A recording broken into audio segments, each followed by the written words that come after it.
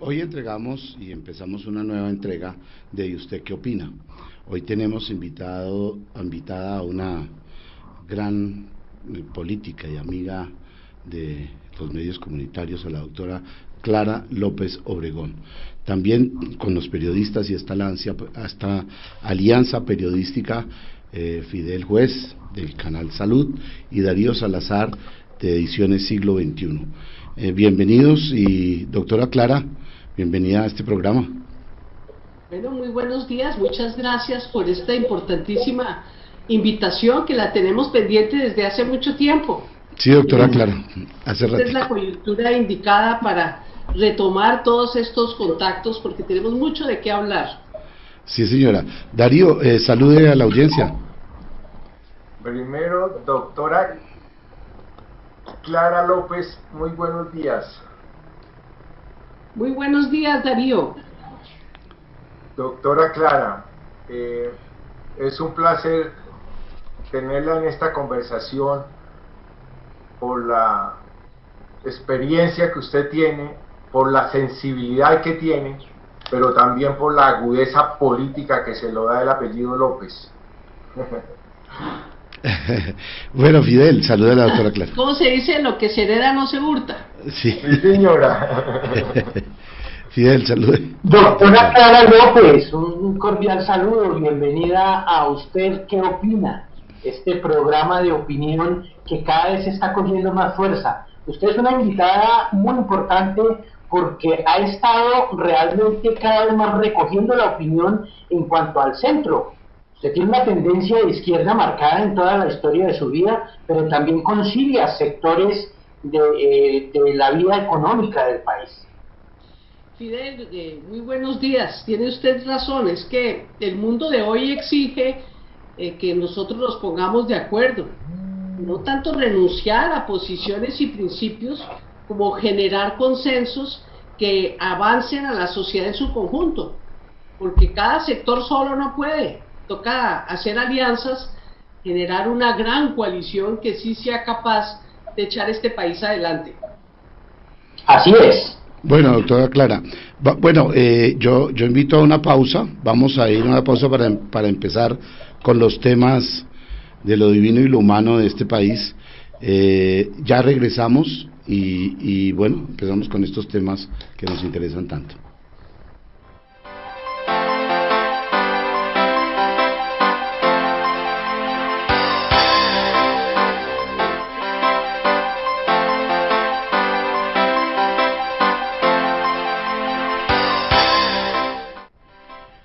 Bueno, yo invito a Fidel a que haga aborde a la doctora Clara en los temas que usted va a manejar y le haga la primera pregunta que nos interese y que la audiencia creo que va a salir muy satisfecha de todas estas respuestas. Entonces, Fidel, por favor, haga la primera intervención a la doctora Clara.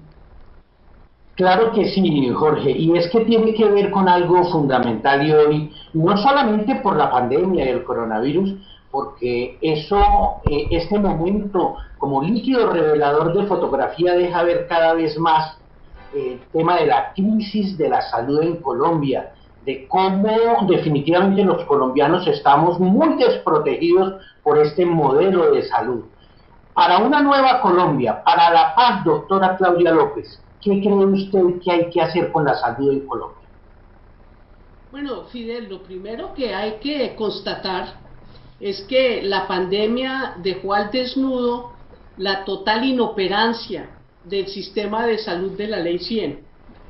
La Ley 100 es un sistema para privatizar los servicios curativos de la salud, pero esa no es la salud. La salud pública debe ser un bien compartido por todos que parta de la prevención de la enfermedad, de mantener a la gente saludable y no solamente de curarla si tiene la plata cuando se enferma. Entonces el sistema de la Ley 100, que se montó a partir de el negocio de las aseguradoras de las EPS para generar una línea de negocios curando enfermedades, haciendo operaciones y demás, pues resultó totalmente ineficaz para afrontar la pandemia. Salud pública, y desafortunadamente el gobierno de Peñalosa desbarató el sistema de salud a su hogar que se había montado desde el gobierno de Lucho Garzón y que se fue fortaleciendo y ampliando en el gobierno de Samuel Moreno, en el mío y en el de Gustavo Petro, a llegar a cubrir casi el 50-60% de la población. El objetivo es el 100%. ¿Con qué? Con una salud preventiva de casa en casa, de hogar en hogar, con unos equipos que mantienen a la gente saludable, no que la curan solamente en la enfermedad. Ese es el sistema que hoy tiene Vietnam, y Vietnam es el país que tiene menos muertos de la pandemia en el mundo, aunque tiene contagio como todos los demás, porque tienen un sistema de llegarle a la gente de manera preventiva, tienen la estructura del sistema de salud para responder. Pero aquí no, aquí nos quedamos solo con los hospitales, y con los hospitales no se puede afrontar una pandemia. ¿Qué hacer entonces, doctora Clara, frente a esa ley 100? ¿Cómo hacemos para movilizar al país, para concientizar a la nación que hay que modificar, cambiar? ¿Cuál es la propuesta? Bueno, usted se recordará que en el año 2011 fue tal vez que se presentó con una movilización muy grande de las batas blancas de todo el país, todos los médicos, los estudiantes de medicina, toda la gente de enfermería, de todas las disciplinas de la salud. Se presentó un proyecto de ley para reestructurar la ley 100 y para establecer la salud como un derecho a nivel constitucional. Algo de esa ley se aprobó, y hoy la salud efectivamente es un derecho fundamental, y la ley ordenó que se hiciera atención primaria en salud a todas las EPS, pero es que dentro de la estructura de la ley 100 eso no opera. Imagínense hoy en la pandemia, en una sola familia han encontrado que tiene 5 miembros y tienen 3 EPS, entonces tienen que coordinar a las 3 EPS para hacer los 5 exámenes de laboratorio, para hacer el aislamiento preventivo. Eso absolutamente inoperante para poder afrontar la pandemia. Entonces nosotros necesitamos reestructurar la ley 100 para tener un sistema público de salud pública. No quiero decir que tengamos que privatizar todos los servicios privados. Hay una cantidad de clínicas importantísimas de carácter privado o de ONGs, de fundaciones. Hay una cantidad de profesionales que ejercen su profesión, pero lo que sí hay que acabar es con las EPS. Eso es una intermediación cara que no sirve para nada. El Estado debe recaudar las cuotas del servicio de salud, porque eso sí tuvo la ley 100 de importante, cómo financiarla con la gente aportando cada cual de acuerdo a su capacidad de pago, pero el Estado agenciando a través del ADRES la repartición de esos recursos, no por capitación, sino a las secretarías de salud departamentales y municipales, para hacer salud pública con una rectoría seria, y desde luego para poder entregarle los recursos a los hospitales públicos para que puedan atender a la población subsidiada, a la población que no puede cotizar. Bueno, gracias, doctora Clara. Excelente su respuesta y muy clara sobre este tema. Darío, por favor, formúlele su intervención y su pregunta a la doctora Clara López sobre los temas que usted escogió. Gracias, doctora. Pues, doctora, innegablemente su presencia en el escenario de la política desde temprana edad, pues es un referente para las mujeres colombianas, que hoy también en diferentes espacios, como en este momento la alcaldía mayor, reposa precisamente en una López, aunque ella dice que no es de estos López de los que es usted. Claro, pero con esa sensibilidad, y lo digo con todo respeto por el apellido López, pero sobre todo por lo que se llama el viejo, que indudablemente tenía una concepción muy revolucionaria desde el punto de vista de su tiempo e incluso para el tiempo de hoy. En ese marco, ustedes acaban de hacer una declaración, y digo, llevamos un siglo.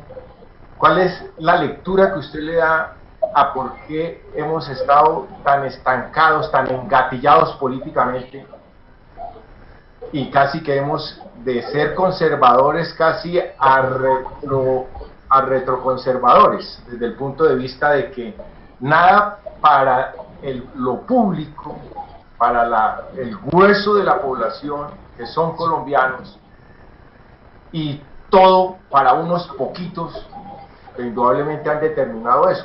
Pero el ejercicio de la política en su lectura, ¿por qué nos hace estar haciendo comunicados casi? Llevamos 100 años tratando de que esto tenga ese sentido, ese sentimiento, por hablarlo así, de un Estado democrático, de un Estado que está atendiendo a su población en un concepto del siglo XXI, no del siglo XIX. Su interpretación como mujer, y igualmente porque aquí también la invitación es para que las mujeres se sumen a esta acción y pensamiento político. En lo que quiero que nos ilustre, por favor, doctora Clara, de su pensamiento. Bueno, empiezo con el antecedente familiar. Desde luego que figura descollante en mi niñez Alfonso López Pumarejo, a quien recuerdo levemente, porque yo era muy chiquita cuando él falleció, pero sí me recuerdo la marcha fúnebre, en que lo trajeron del aeropuerto El Dorado por lo que antes era la 26, que no es la 26 de ahora, y subió por la Jiménez para llevarlo al Capitolio Nacional, a la Cámara Ardiente. Yo estuve con mis padres en todo ese proceso, y una cosa me afectó profundamente. Era la cantidad de gente humilde que lloraba, que le expresaba no solamente reconocimiento, sino cariño a una persona que tienen que haber conocido de oídas, porque en esa época no había ni siquiera televisión para que le conocieran la cara. Cierto. Entonces, esa era una esperanza de redención de los de abajo, que viven hoy y vivían entonces una situación demasiado dura. Casi que retrotraernos a la época feudal, porque aquí con la independencia se cambió la encomienda de los españoles por la hacienda de los criollos. Pero todos esos jefes se metieron en los zapatos de los españoles y no cambiaron prácticamente nada. El sistema político para ellos manejar las riendas, pero no el sistema económico. Y yo tengo por ahí otro pariente más revolucionario que López Pumarejo. Vea pues. Vea pues, el abuelo de López Pumarejo, que se llamaba Ambrosio López. Ambrosio López fue fundador de las sociedades democráticas a mediados del siglo XIX. ¿Se acuerda ¿Eso usted? fue en Bogotá o en Honda? En Bogotá. Ah, ok. El de Honda fue el hijo de él, Pedro A. López. Pero Ambrosio López era un hombre, era el hijo de un sastre, y era artesano, y organizó a los artesanos. ¿Se recuerda el golpe de Melo? Claro que sí. Contra los radicales del siglo XIX, que abrieron las puertas de las importaciones y acabaron con la naciente industria nacional del Socorro, de los Santanderes, de Boyacá, de Cundinamarca, de Bogotá. Entonces ellos se organizaron en las sociedades democráticas, que eran sociedades de artesanos, y cuando les fracasó el golpe de Melo, los exiliaron todos a Chagras. ¿Ya lo que es el Chagras? Estaban construyendo el canal de Panamá y los mataron a todos de fiebre amarilla, porque por allá los mandaron a trabajar en la construcción del canal de Panamá. Pero lo que le quiero plantear es que, ¿sí? Un apunte ahí, esa insurrección sucede en el 28, ¿cierto? No, en 1849. Ah, ok, perdón. Okay. 1800, estoy bien atrás. No, pero para que bien, vean claro. que por, No, pero estas, es que... por estas venas fluye sangre revolucionaria de verdad, verdad. Porque no es solamente la sangre, es la tradición de familia. Sí, con mi padre, cuando yo regresé de la universidad, tomamos una carta que hizo don Ambrosio, porque él también le pasó los sinsabores de la política, ¿sí? Entonces lo dejaron botado y decía que él en su escudo de armas no haría lo que tienen todos esos nobles aquí, criollos, que le ponen plumajes y flores de lis que se inventan unos abolengos que no tienen, sino que él le pondría los símbolos de su familia, que eran la múcura donde hacía la chicha su madre, y el dedal y la aguja del sastre que era su padre. Entonces, la situación es que él no tuvo una buena educación. Él quiso educar a sus hijos, pero él vivió las penurias. Entonces, ¿qué nos ha pasado a nosotros a lo largo de la historia? Lo que pasa en las familias, que suben y bajan. Yo creo que una etapa descollante definitivamente en la vida nacional fueron los años 30. Los años 30, cuando cambió el signo que gobernaba país de los conservadores de una hegemonía larga, autoritaria, fincada en la iglesia como poder secular, no como poder espiritual, político que ponía y quitaba a presidentes, para liberar al Estado de los confesionalismos, tanto religiosos como políticos. López Pumarejo hizo campaña y en la Plaza de Bolívar compartía tribuna con los fundadores del Partido Comunista, que se fundó también en el año 30. En el 30. Y él decía que la democracia se trataba de eso, de reunir las mayorías ciudadanas para llegar a ser gobierno, y que si los comunistas llegaban a ganar, pues muy bien, pero por ahora el que estaba gobernando era él, y él tenía una idea de generar las condiciones para el desarrollo nacional que partía de una reforma agraria en el campo de Colombia. Pues esa reforma agraria de la ley 200 del año 1936 no se ha hecho. Se volvió a tratar de hacer con Alberto Lleras con la ley 135 de 1961, que era una ley incluso más profunda y más compleja que la ley 200 del año 36, y tampoco lo pudo hacer Lleras en el Frente Nacional. Eso acabó en el pacto de Chicoral, el triste pacto de Chicoral que suscribió el expresidente Pastrana, no hijo sino padre, con los grandes terratenientes de este país para no tocar las grandes haciendas que no son productivas, porque nadie tiene nada contra la tierra que produce, que cumple su función social, pero eso de acaparar tierras para volverlas alcancía y no permitir que el campesino pueda trabajar la tierra, eso es absolutamente, incluso desde el punto de vista de la teoría y de la doctrina de la Iglesia, pecado, porque San Agustín y Santo Tomás planteaban que Dios había hecho la tierra para el disfrute y para el bienestar de todos los hombres, y claro que por la época, hoy adicionaríamos también las mujeres.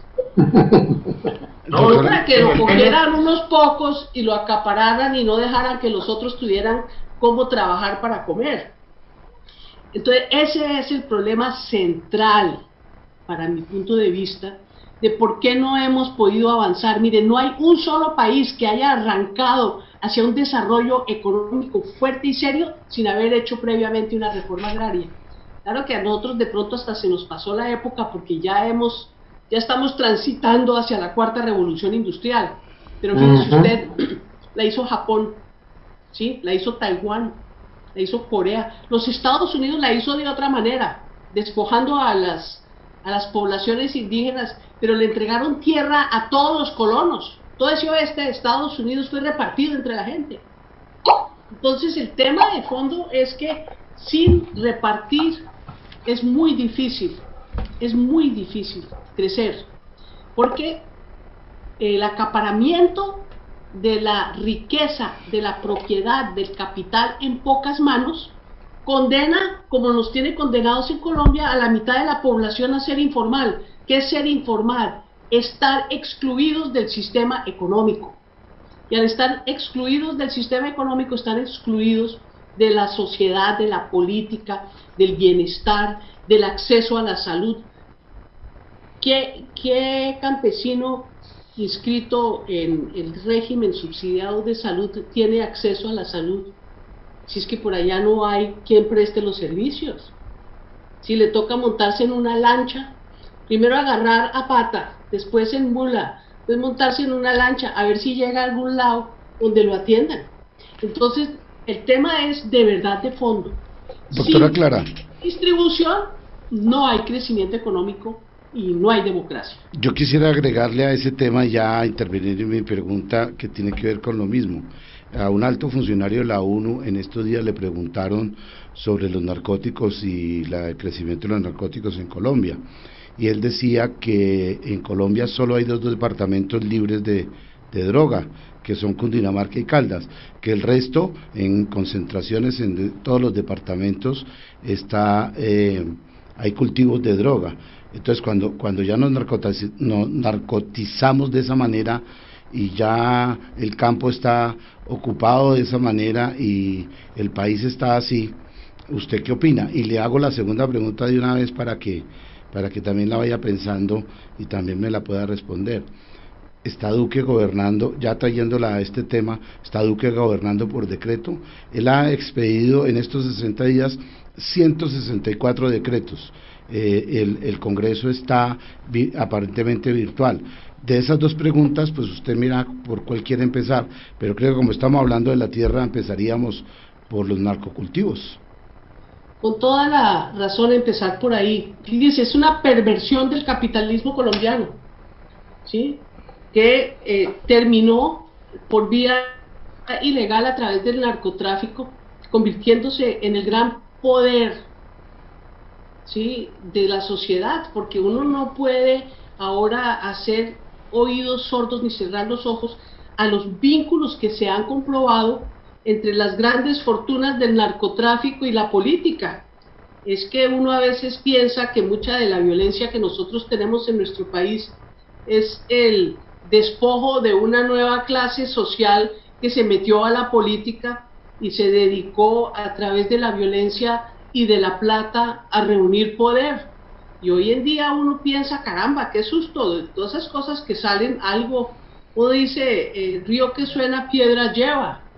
De la financiación de las campañas sabemos que lo hacen a nivel municipal, que lo hacen a nivel departamental, y ahora aparece como si también se estuviera haciendo a nivel nacional. Entonces aquí hay una perversión de un capitalismo bandido, que es el capitalismo del narcotráfico, que de verdad da miedo, porque cuando asesinaron a Luis Carlos Galán en el año de 1989, a mí me invitaron a hacer la primera entrevista internacional por televisión que me han hecho en la vida, creo que la única. ABC Nightline del señor Coppel, Harry Coppel era que se llamaba, ya no me acuerdo. Sí, Harry Coppel. El señor Coppel. Sí. Se le fue la señal. Siga. Salí, a través de esa camarita, salí en el canal principal de noticias de Estados Unidos, en una entrevista en que me preguntaron qué había pasado con el asesinato de Luis Carlos Galán. Y yo le planteé algo que sigo creyendo, que que había un plan del narcotráfico para tomarse el Estado colombiano, y que el doctor Luis Carlos Galán en esa coyuntura era un impedimento muy grande. Y estaba en la misma entrevista, era un panel como este, un señor Bruce Bagley, que recientemente lo acaban de encausar por lavado de dólares en los temas de el señor Saab con Venezuela. Y el señor Bruce Bagley, que era en esa época un investigador muy connotado, me dijo, pero usted está consciente de que en Colombia, no, él dijo, que no en Colombia, que en Estados Unidos el mercado al menudeo producía 400.000 millones de dólares de esa época. Entonces cuando me preguntaron por qué Colombia no hacía suficiente, que cómo así que un narcoestado y demás, y les dije, pues es que es clarísimo. Usted mira esos 400.000 millones de dólares que en Estados Unidos nadie los persigue, y llegan aquí a fortalecer clanes políticos locales. Y eso es lo que nos generó toda esta perversión, que, o sea que encima a la concentración y a todos los problemas que han tenido los demás países, se sumó la criminalización de todo un sector de la sociedad. Y en lo que tiene que ver con el presidente Duque, caramba, uno sí lo mira con mucha preocupación, porque no solamente expidió 164 decretos, o sea, leyes, sino que eso lo hizo en 3 meses, o en 6 meses, ¿en cuánto tiempo? En un muy corto espacio de tiempo. Durante toda la demás historia de las emergencias del país, solo se habían expedido 200 decretos, y él casi llega a la cifra en menos de 6 meses. En 2 meses, 2 meses. En 2 meses, con el Congreso cerrado, sin control político, con los términos suspendidos. No sé si usted se recuerda que la Corte Constitucional le tocó sacar un auto quitándose la suspensión de sus términos que le habían impuesto por norma general del Consejo de la Judicatura a todas las altas cortes. O sea que el señor en sus 2 meses estaba reinando supremo cual emperador, con el sector judicial, con el sector legislativo cerrados, sin control político, y todo el gobierno produciendo normas, no solamente en función de la emergencia, sino en función de un proyecto político que ellos están imponiendo por debajo de cuerda. Entonces, muy preocupante, porque a una hora, fíjese que la Corte declaró inconstitucional la celebración de las sesiones del Congreso no presenciales, por una razón muy sencilla: es que presencial es fundamental para la democracia, y si los obreros de la construcción pueden ir a trabajar, y si los médicos pueden ir a trabajar, ¿por qué los congresistas no pueden ir a trabajar si es la función principal de la democracia de nuestro país? Es que no hay vida física sin los médicos, pero no hay vida democrática sin los congresistas. Entonces aquí sí estamos ante una disyuntiva muy peligrosa, porque se está atentando seria y gravemente contra la institucionalidad democrática, que es la separación de poderes y la autonomía de cada uno de ellos. Gracias, doctora Clara. Fidel, su segunda intervención, queda uno bastante contento y de verdad ilustrado sobre los planteamientos de la doctora Clara López en estos temas. Fidel, entonces siga usted. Bueno, definitivamente, doctora Clara López, este es un momento muy coyuntural para el país y para la humanidad. Por un lado, por el control frente a la pandemia, pero sobre todo que esta excusa se ha convertido en un control frente a la población en general. ¿Usted qué opina? ¿Desobediencia civil, sí o no? Mira, la desobediencia civil es la que ha movido los grandes cambios de la humanidad. La esclavitud no se cayó sola, se cayó por la desobediencia civil de los esclavos. Hoy en día usted mira lo que está pasando en Estados Unidos, en las calles de Oregon, de Seattle, cuando asesinaron al señor Floyd. se levantaron en más de 200 ciudades de Estados Unidos los pobladores de todos los colores en contra del abuso y de la violencia policial, tratando de rechazar el racismo y al mismo tiempo el autoritarismo que sostiene el racismo. Nosotros tuvimos en el mes de noviembre un ejemplo muy importante, una gran movilización en términos generales pacífica, con algunos problemas de orden público, pero también desobediencia civil. ¿Por qué?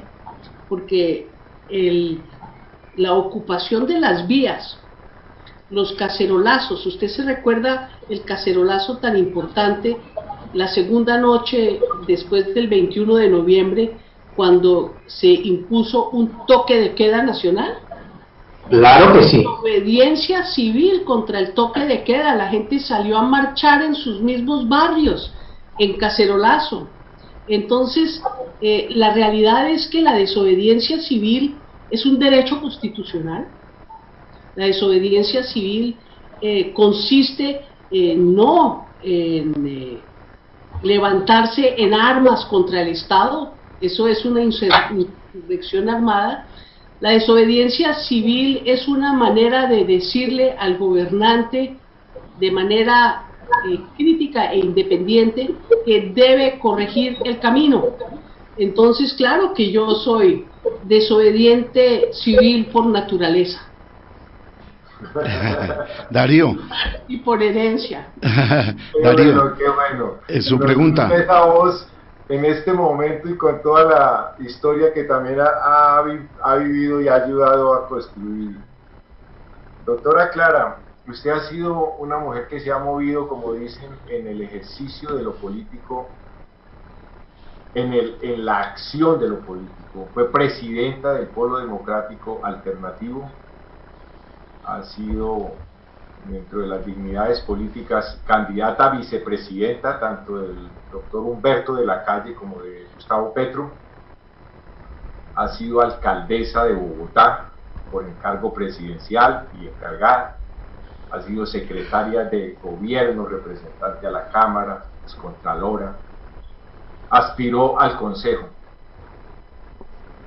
Me dejó por fuera la candidatura presidencial con 2 millones de votos. Ajá. Doctora, gracias por la corrección, es que gracias, sí, además esa es la más alta, menos mal la digo, doctora. Pero en ese ámbito, como ciudadanos corrientes, y en este caso que tenemos la oportunidad de conversar de toda esta historia que nos contó también al principio de cómo se gestaron esos pensamientos liberales que siguen siendo hoy válidos porque solamente están basados en la libertad y solamente pueden estar basados en uno de los principios de los derechos fundamentales, y es que si esa libertad es plena, pues tiene condiciones de vida la persona, el sujeto, el ciudadano, el ser. Pero lo que quiero, como esto es político en términos de decir lo que Alfonso López quiso hacer con la tierra, que es lo que la doctora Clara López hoy nos planteaba que se debe hacer, porque pues hay bastante tierra y bastante gente con ganas para trabajar. Además, demostrado hoy que lo único, el mejor camino, además el más placentero, es el de incluso volver a la naturaleza y en este caso a la tierra, que la estamos viendo desde una relación meramente economicista y productiva. Yo le siembro, usted que me da, pero los árboles y los bosques y los ríos y el aire que están hacen parte indudablemente de nuestro activo humano y planetario, quiere decir humano, pero también de todos los seres vivos que habitamos en ella.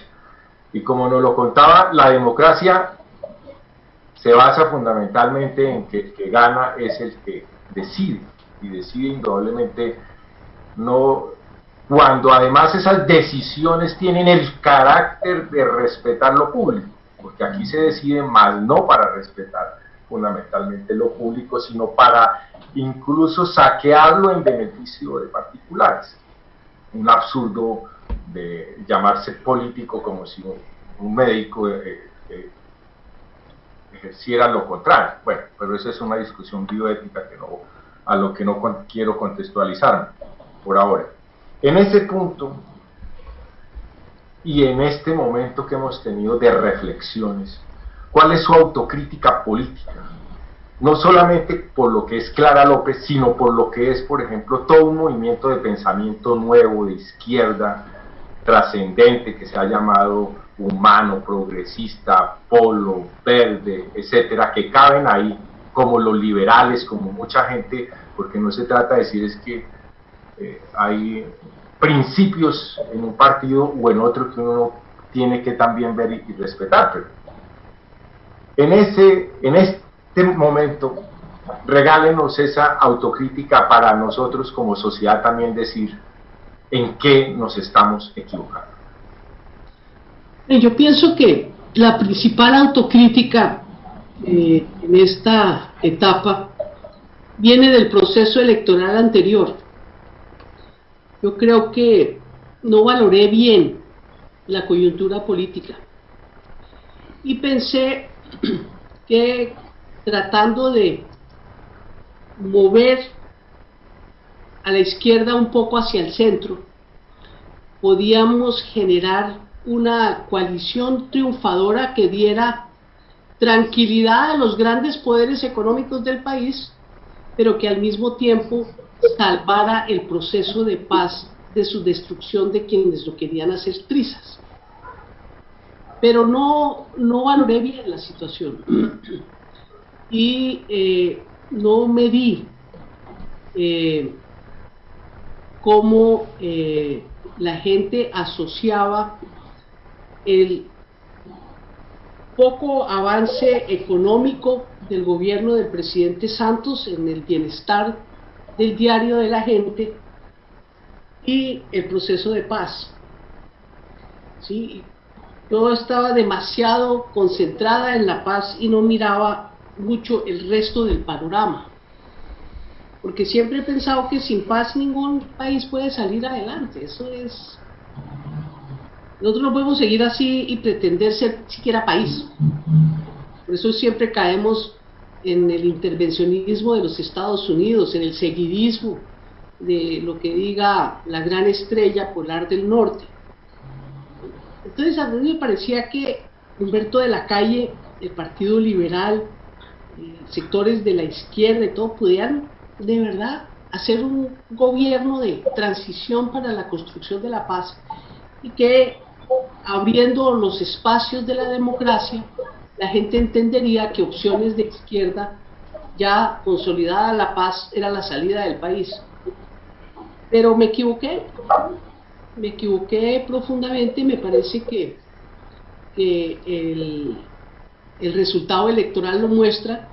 En las votaciones más bajas fueron las de Humberto de la Calle y las de el doctor Vargas Lleras, que eran precisamente las dos personas vinculadas al gobierno de la paz de Juan Manuel Santos, y la gran votación de Gustavo Petro mostró que la gente era más rápida que uno.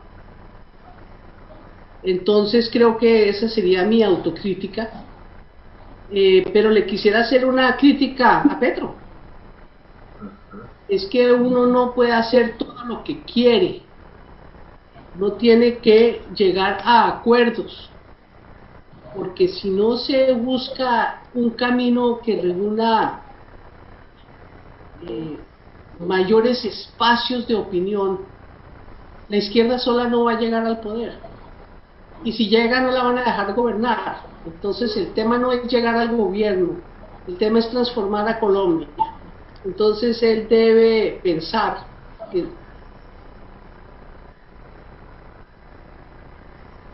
creo que las dos metas tienen que valorarse en su integridad, y eso se le tiene que decir a todos los políticos. ¿Cuál es su objetivo? ¿Ser presidente? De verdad, tener un impacto, dejar una huella sobre la vida del diario de la gente, sobre toda esa gente que ahora está sufriendo las duras y las maduras, porque el desempleo no son 4 millones de personas, son 8, porque nuestra fuerza laboral hoy es 4 millones de personas menos que lo que era hace un año. O sea, hay 8 millones de personas allá afuera, 9 millones de personas que no tienen lo suficiente para alimentar bien a sus familias. Bien, doctora Clara. Ahí es donde la tierra se convierte en una opción interesante como proyecto y modelo de vida. Bien, yo quiero hacerle una confesión. Siga. Sí, yo estoy en una... Yo no estoy en Bogotá. Yo me vine aquí a una casa congrua que tengo en Tierra Caliente. Y yo ya estoy trabajando la tierra. Ya tengo mis matas de yuca, ya tengo mis colinos. Estamos sembrando unos tomates. Y tengo un diseño, ya estamos con el compost casi listo. Ya lleva 30 días, nos faltan 10 días. Y estamos aprendiendo. Yo estoy aprendiendo a ser agricultora. Porque creo que uno también tiene la responsabilidad de la autoayuda. Y nosotros vamos a comer de nuestra huerta. Pues doctora, la agricultura indudablemente, según la historia y los escritos, la iniciaron las mujeres. Mi esposa igualmente aquí en el jardín y atrás, y yo colaboro y ayudo, sembramos igualmente lo que más podemos y promovemos la agricultura urbana. De hecho, estamos que vuelva la agricultura urbana a Bogotá y en todas las ciudades, pueblos, que la gente en su finca no solamente tenga el monocultivo, sino tenga diversidad de cultivos, porque somos un país mega diverso. Y ese es el derecho de la agricultura.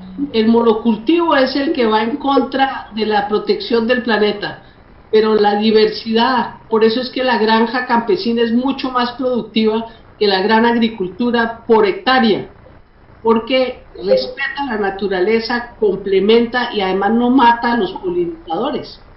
Totalmente. Realmente que da calidad de vida en términos de la terapia continua diaria y satisfactoria que es cultivar. No, y produce más, en términos de producto, es más productiva. Está requete comprobado. Y además es muy productiva para el sistema de salud desde la perspectiva de psicosocial. Claro, es que por todos los lados que usted la mire es mejor.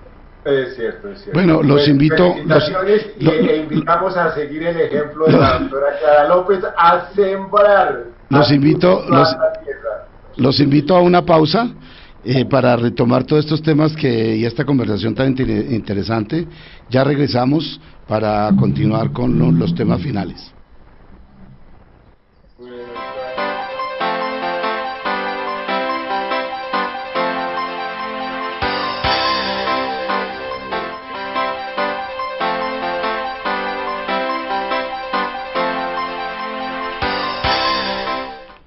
Bueno, doctora Clara, gracias por su espera. Bueno, en los mentideros políticos y en los estudios financieros que se han hecho, decía inclusive el doctor Roy Barreras en los medios que este gobierno ha invertido o ha gastado o ha destinado 117 billones de pesos para la pandemia.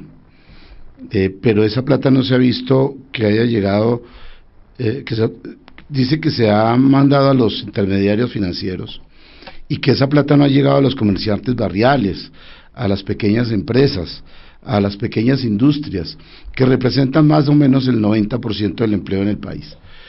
Yo le quiero hacer esa pregunta, doctora. ¿Usted cree en esas cifras? ¿Está de acuerdo con eso? ¿Cuál es su perspectiva? ¿Cuál es su perspectiva en ese tema? Muchas gracias. Pero en primer lugar, los 117 billones son pura paja. Eso por ningún lado aparece. Ha habido muchos derechos de petición y muchos análisis, y los 117 billones, ni siquiera metiendo los datos de los bancos, alcanza a cubrir semejante cantidad.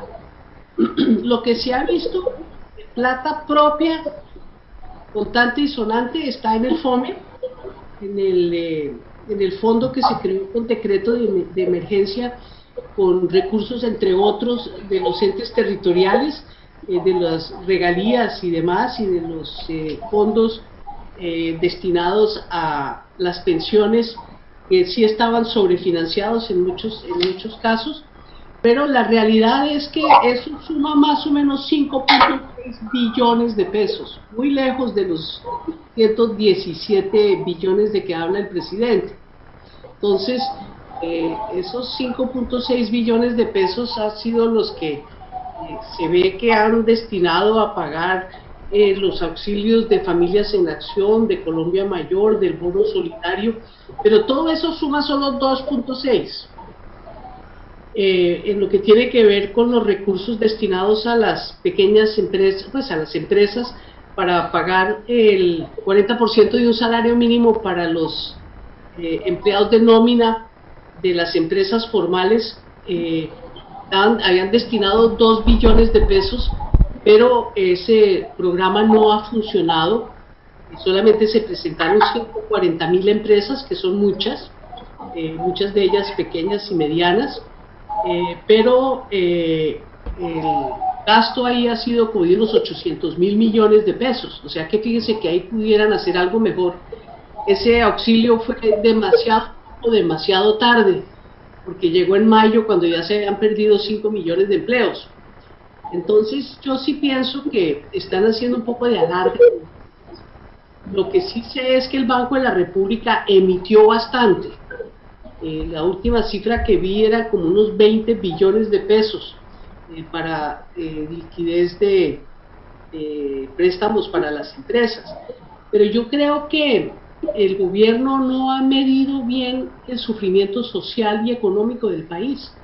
Entonces siguen pensando que se van a poder salir de esta pandemia y de la crisis económica generada con un poquito más de lo mismo, ¿sí? Un poquito más de Familias en Acción, un poquito más de Colombia Mayor, un bonito de 180.000 pesitos aquí y allá. Yo creo que hay que hacer algo verdaderamente fuerte, hay que hacer un plan de choque que afecte las vidas de las personas. Tenemos 9 millones de personas de verdad en un estado deplorable. Esa es la mitad de la fuerza laboral, la que no está en la formalidad. Entonces yo sí creo que el gobierno va a tener que meterse la mano al drill para generar empleo directo. Yo propuse en una columna hace un par de semanas que el gobierno podía conseguir un préstamo del Banco de la República, de esos generosos que hay para la empresa privada, y pueden emitir para dar liquidez al sistema financiero, también pueden emitir para darle plata a la gente para comer. Entonces ahí tiene que salir plata para generar 1 millón de empleos a través de transferencias del gobierno central a los municipios, a las gobernaciones, para hacer unos empleos, unos planes de empleo temporal rápidos que le den plata al bolsillo de la gente y que permitan hacer una cantidad de obras útiles. Fíjese usted todo lo que tiene que ver con los caminos vecinales, con el mantenimiento de las vías, con la cantidad de trabajos útiles de carácter social que se podrían estar implementando en los municipios. En vez de mandar la policía para imponer un toque de queda, lo que hay es que rápidamente formar a la gente, entrenarla para que vayan a educar a sus vecinos sobre cómo mantenerse sanos durante la pandemia. Eso todo se puede pagar y remunerar con salario mínimo legal más prestaciones. Eso no le costaría al gobierno más de 2 o 3 billones de pesos. Así es que yo sí creo que hay muchas alternativas para llevarle plata al bolsillo de la gente que lo necesita. El gobierno no se está gastando esa plata, está todavía con la ortodoxia presupuestal, está todavía pensando que se le va a salir la inflación cuando el país está cayendo es en deflación. Gracias, doctora Clara. Yo ya para despedir, 2 preguntitas muy corticas. Su aspiración presidencial, si la tiene, ¿cómo sería? Y si usted sabe si ha sido chuzada en sus teléfonos y en sus conversaciones.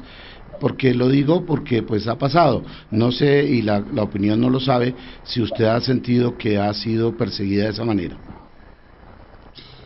Bueno, sobre ese último caso yo he tenido ese convencimiento, pero desde hace muchísimos años. En unas épocas sí, en otras no. Por ejemplo, en esta última etapa de los perfilamientos, pues a mí me dijeron que estaba perfilada. Fui a salir del país precisamente a una reunión en México con líderes de izquierda de América Latina, que nos reunimos en la ciudad de Puebla para conformar el Grupo de Puebla.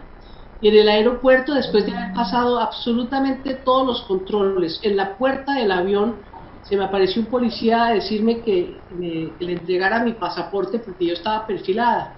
Entonces me pareció que eso era algo verdaderamente irregular. Gracias a Dios pasó cerca un personaje de la vida nacional que vino a saludarme y me sacó del impasse. Pero la verdad es que de los derechos de petición que mandé, el único que me preocupó fue uno que me contestó la Fiscalía diciendo que yo era un problema de seguridad nacional. Entonces yo sí creo que hay seguimientos, que hay perfilamientos. En la época en que estaban exterminando a la Unión Patriótica, nosotros nos tuvimos que ir del país porque hasta las mismas autoridades nos dijeron que no nos podían proteger. Y uno sí siente que saben más de uno de lo que uno mismo sabe de uno. Entonces puede que sea un sentimiento de persecución, ¿cómo se llama eso? Una psicología del perseguido. Pero también hay muchos elementos de juicio objetivos para pensar que a los dirigentes, en términos generales, les hacen seguimientos indebidos. ¿Y su aspiración presidencial, doctora Clara? Hombre, yo creo que todavía está muy prematuro el ambiente. Yo veo que se están perfilando distintos combos. Yo quiero participar en el proceso de toma de decisiones. Creo que me merezco la oportunidad de enmendar mis falencias en el proceso anterior para promover la más amplia convergencia posible, que garantice que las fuerzas que defienden la paz no vuelvan a quedarse por fuera de la segunda vuelta viendo un chispero. Entonces yo creo que hay que ver cómo se desarrollan los temas y cómo se desarrollan las coaliciones. Pero mi recomendación la hice esta semana en una columna, en que se entienda perfectamente que hay gente de centro y que hay gente de izquierda y que puede haber acuerdos. No tiene todo el mundo que pensar igual para poder hacer una coalición de gobierno. Pueden cohabitar distintos y cohabitar de acuerdo al distinto peso electoral que tengan, como en España. En España está gobernando el PSOE, que es de centro, y Podemos, que es de izquierda, y cada cual, de acuerdo a su correlación de fuerzas, maneja unos temas de gobierno. Los de izquierda, pues, los menos pesados, los menos incidentes desde el punto de vista macroeconómico, pero muy importantes. En España ya hay ingreso básico, pero no solamente para la emergencia, sino de carácter permanente. Fíjese usted la diferencia entre un gobierno de derecha y uno de izquierda. Y desde luego, pues los grandes temas de las relaciones internacionales, de la seguridad nacional, de la hacienda pública, lo sigue manejando el PSOE, que es un partido de centro-izquierda. Entonces me parece que por ahí es la cosa. Tenemos que conversar mucho, construir un programa y ver si se logran unidades de candidaturas antes de la primera vuelta. Y si no, que la primera vuelta, acordados todos, sea una especie de primarias obligatorio cumplimiento de todos apoyar el que saque la mayoría de votos para no perder las elecciones en la segunda vuelta como nos pasó la vez pasada. Fidelito, su última pregunta, por favor. Claro que sí, doctora Clara. Yo le voy a hacer la pregunta de farándula. Faltaba la de farándula y tiene que ver a propósito con esa postura conciliadora que llama a la unidad, que llama muchas veces al acuerdo, a ceder algo de cada sector. Pero esta no tiene que ver con política, es eminentemente de farándula. ¿Es cierto, no es cierto? Y cuéntenos, ¿cómo es eso que usted tuvo un noviazgo con Álvaro Uribe Vélez? Oiga, pero usted sí, aquí me están expurgando el pasado y hasta la ascendencia, ¿no? Genealogía y después ya en el tiempo más cercano. Pues mire, es que yo ya estoy muy vieja, ¿sí? No se ve así, se ve muy fuerte, dinámica. Para recordarme los romances de juventud, pero sí, nosotros tuvimos un romance. Él era un hombre muy apuesto, ¿sabe qué hacía? Recitaba, no, declamaba los discursos de Jorge Eliezer Gaitán de una manera magistral. Y yo lo conocí porque él era el secretario general del Ministerio del Trabajo. Fíjese, y a la vuelta de los años acabé siendo ministra del Trabajo. No, son los pasajes de la juventud, divino tesoro de todo el mundo. Yo seguí mi camino y él siguió el de él. Y a estas horas de la vida uno ya como que ni se acuerda. Bien, Darío, su última pregunta. No, esa última sí no la creo, doctora, claro. A ver, Darío. Bueno, aquí hay una cosa que más que egos y personalidades, doctora, y en eso yo creo que la convocatoria tiene que ser incluso en la construcción del sujeto político. Cuando hablo del sujeto político es también ese alter ego que el ciudadano quiere ver en el gobernante. Y de una o de otra manera pues es en él en quien recae la satisfacción o las insatisfacciones que pueda tener el gobernado.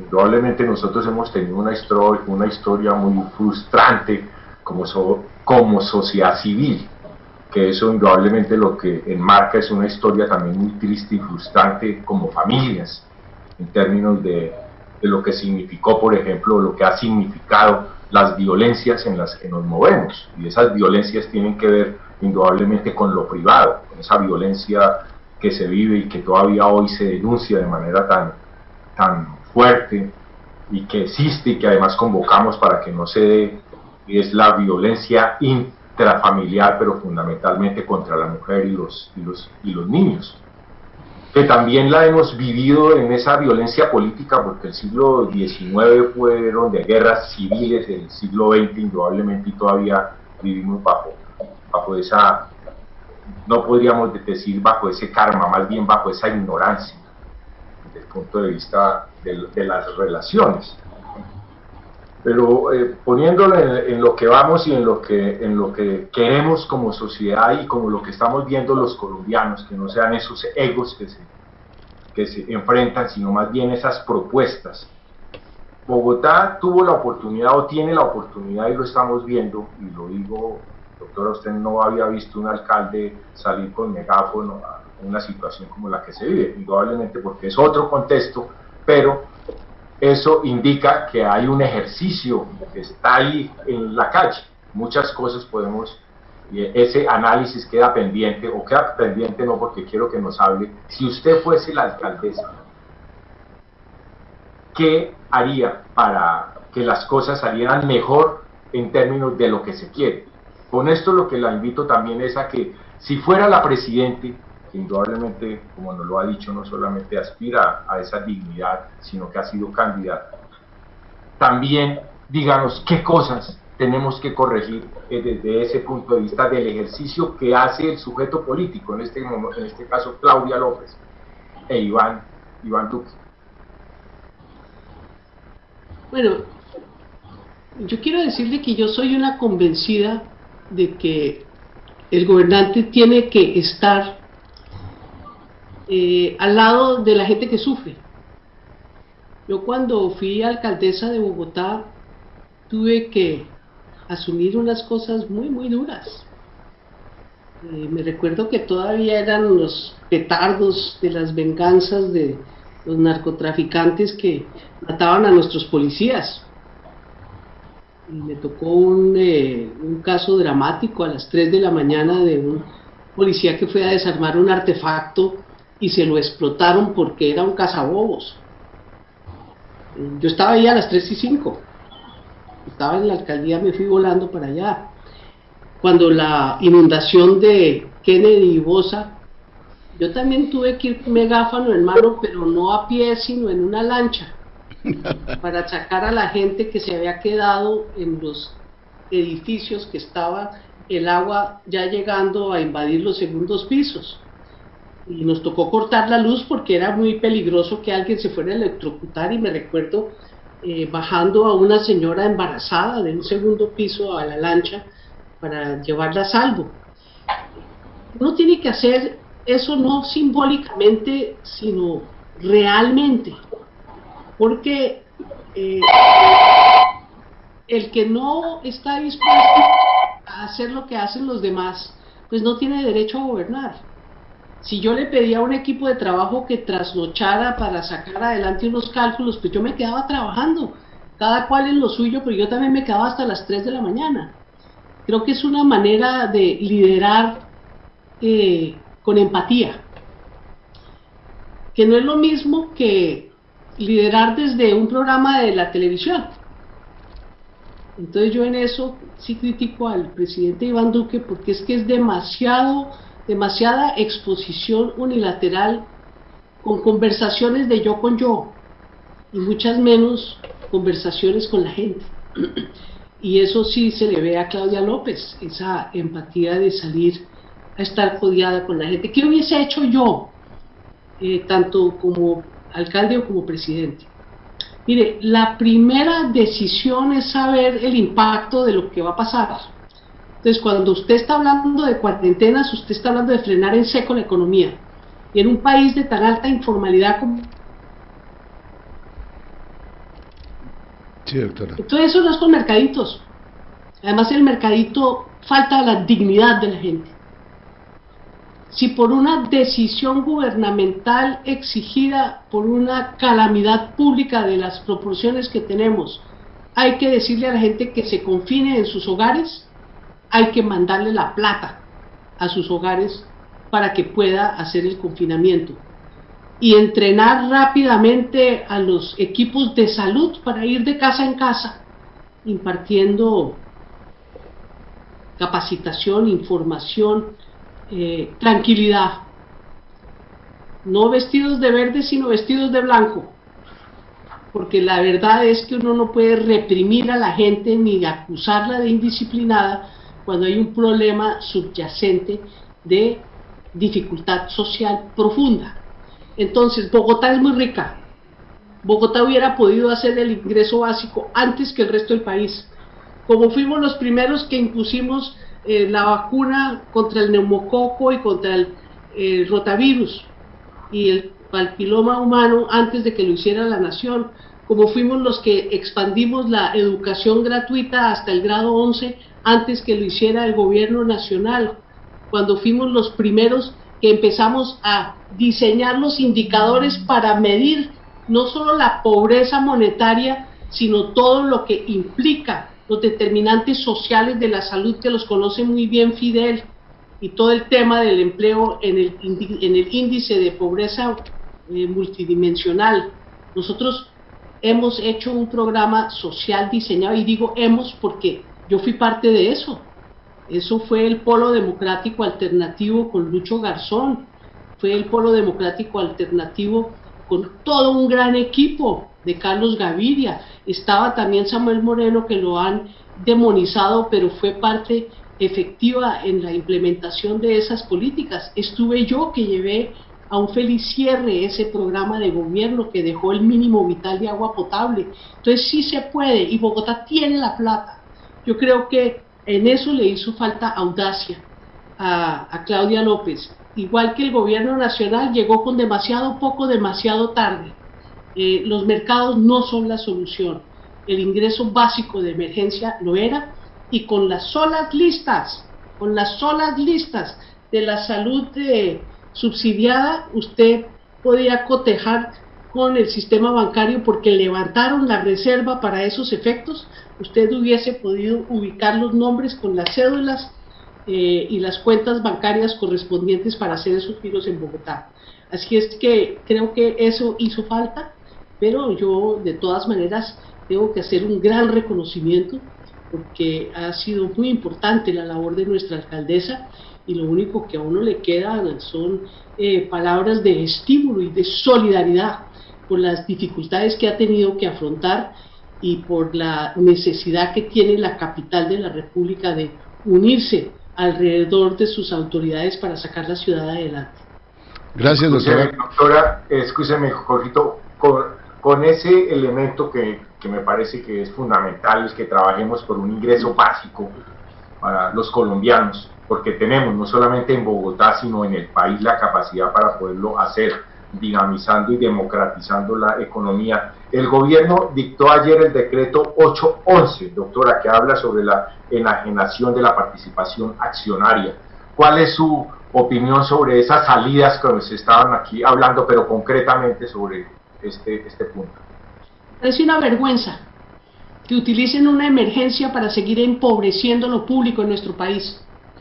Aquí ponerse a enajenar en época de crisis económica cualquier patrimonio público es un acto rayano en la corrupción, porque desde luego los precios van a ser ínfimos. Van a seguir feriando el patrimonio público como lo hicieron antes con todas las privatizaciones de las empresas de energía, como han hecho con el sistema de salud, cerrando y privatizando hospitales. Mire, tenemos que, si algo ha mostrado esta pandemia es que hay que recuperar lo público, pero no solamente el patrimonio público, sino la defensa de lo que es de todos. Y ese decreto que viene seguramente en desarrollo de uno anterior que les autorizó para enajenar las empresas, pues es hacer lo que ya querían hacer desde antes, que es que eso está en el programa de gobierno del señor Duque, y le hubiera costado mucho más trabajo hacerlo como manda la Constitución. Entonces lo que quieren es saltarse las reglas, y le voy a dar solo un último dato. Mire, me he estado leyendo este libro, se llama El Código del Capital, y cómo el capital contribuye a crear desigualdad, ¿sí? Y a concentrar la riqueza. Entonces fíjense ustedes, es a través de esas leyes, ¿sí?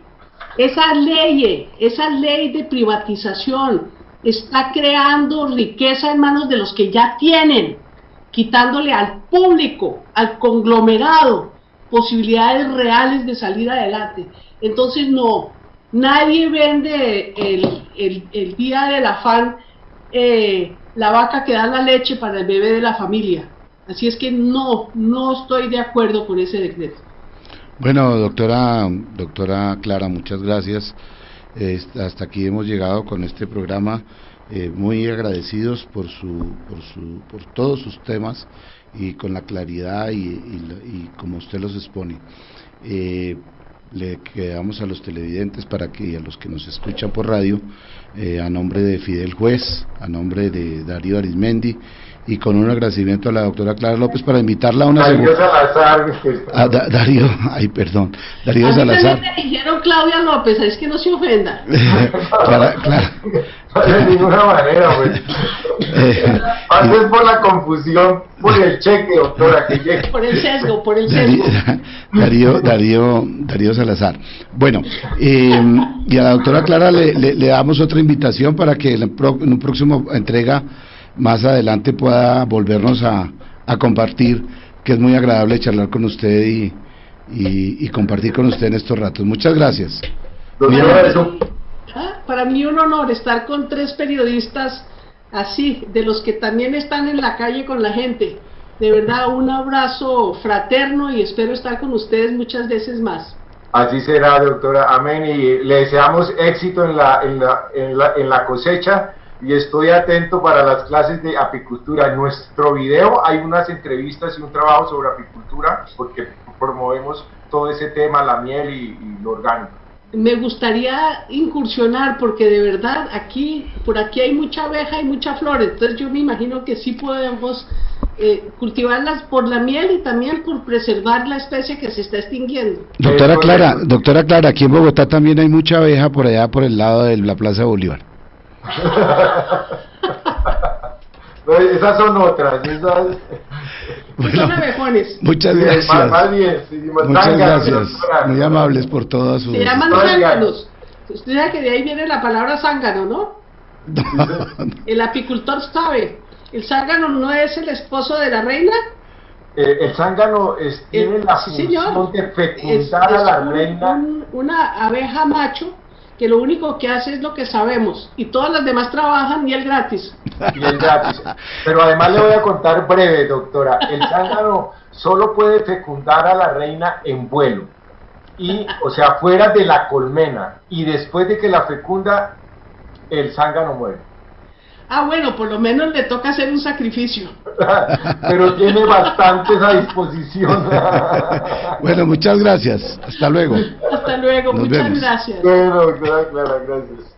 Ahorita te digo.